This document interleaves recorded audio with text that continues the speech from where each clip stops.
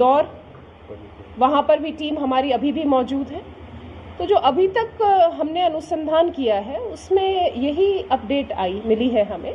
कई हमें इस तरह के साक्ष्य मिले हैं जिसमें ये सामने आता है कि बच्ची के साथ कोई भी अपराध नहीं हुआ है, कोई आपराधिक गतिविधि नहीं कारित की गई है, किसी तरह का अपहरण नहीं हुआ है।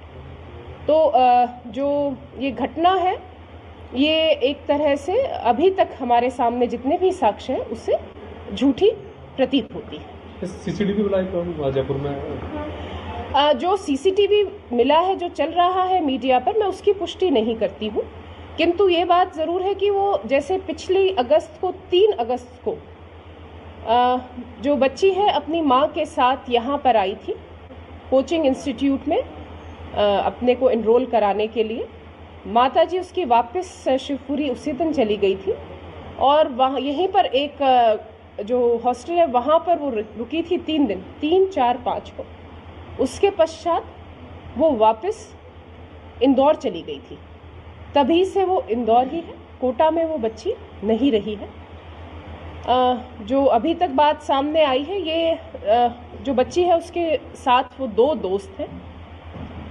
उनमें से जो एक दोस्त है वो हमें इंदौर में मिल गए हैं और उन्होंने जो अभी तक घटना बताई है वो यही बताई है कि बच्चे जो है मतलब ये जो बच्ची है और उसके साथ जो मित्र हैं वो दोनों दूसरी विदेश में जाना चाह रहे थे। उनका यहाँ पर उनको लग रहा था पढ़ाई वो नहीं कर पाएंगे, इसके लिए उन्हें पैसों की ज़रूरत थी, इसीलिए उन्होंने ये अपने माता पिता से पैसे मांगे।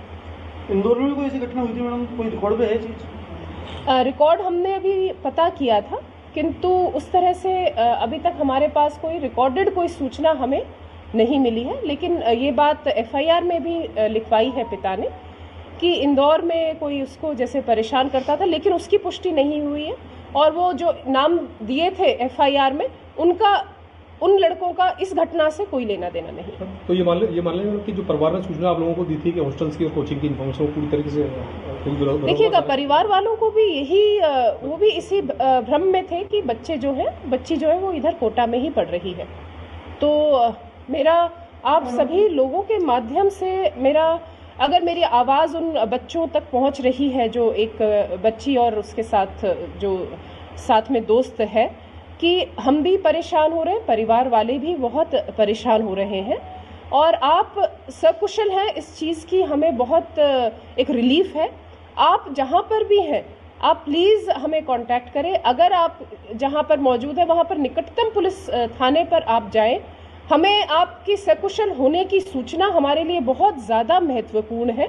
हम सभी उसी चीज़ के लिए हम प्रयास कर रहे हैं और हम उसी चीज़ के लिए चिंतित हैं। तो मेरी आपके द्वारा, इस मीडिया माध्यम के द्वारा मेरी उनसे मेरा एक अनुरोध है, निवेदन है कि आप प्लीज़ परिवारजनों को या निकटतम पुलिस थाने को जल्द से जल्द कांटेक्ट करें प्लीज़। मैम, जब वो अगस्त में माँ छोड़कर गई थी हॉस्टल में, हॉस्टल से वो चली गई, हॉस्टल वाले ने परिवार वालों को सूचना नहीं दी, लगातार घर पर वो बात कर रही थी, अटेंडेंस उसकी परिवार वालों को वो बता रही थी, वो सभी चीज़ें जो अटेंडेंस की भी बात आई थी, तो जो बालिका है उसी की ही फ़ोन से वो अपने माता पिता को अटेंडेंस दूसरे नंबर से वो भेज रही थी और जो भी मार्क्स वगैरह हैं वो कोचिंग की तरफ से नहीं जा रहे थे।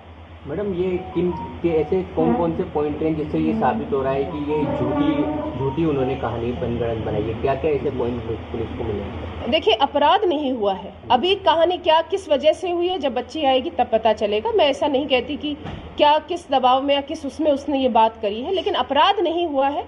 ये हमें इस तरह के हमारे पास पूर्णतः साक्ष्य है। साक्ष्य में CCTV कैमरास भी इन्वॉल्व और पूछताछ भी है। और जो तीसरा जो साथी था उससे भी हमारी पूछताछ जारी है। वो हमें पूरा सहयोग दे रहा है। तो उसने जो हमें सूचना दी है उसी के आधार पर मैं आपके सामने ही बोल रही हूँ।